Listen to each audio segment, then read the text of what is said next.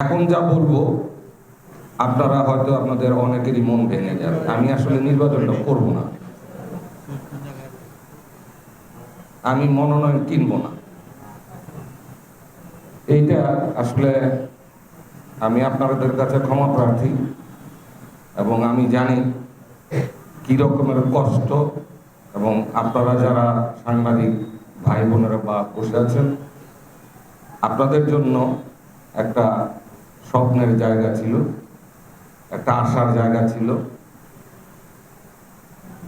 সেটা আশা ব্যাহত হচ্ছে।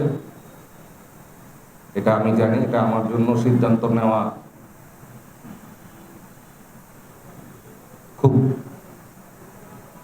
সহজ ছিল না। ব্যক্তিগত কারণ এবং কিছু পারিপার্শ্বিক অবস্থা আমাকে এই কঠিন সিদ্ধান্ত নিতে হলো। আমি আবারও আপনাদের এই শহর বন্দরবাসীর কাছে ক্ষমা চেয়ে নিচ্ছি, আমাকে ক্ষমা করে দিয়ে। আমি একজন সমাজকর্মী হিসাবে আজীবন আপনাদের পাশে থাকব।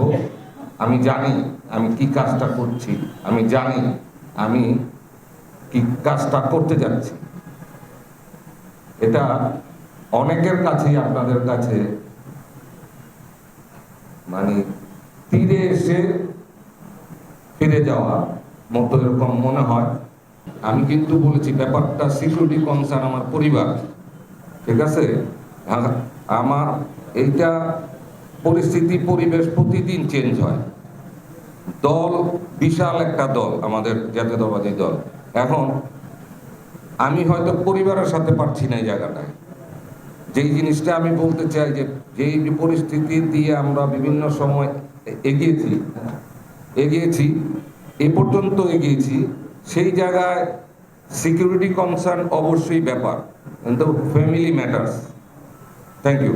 তবে যারাই এই পাতে নমিনেশন পাবেন, তাদের সাথে ইনশাআল্লাহ আমাদের নেতা কর্মীদের নিয়ে একসাথে কাজ করব।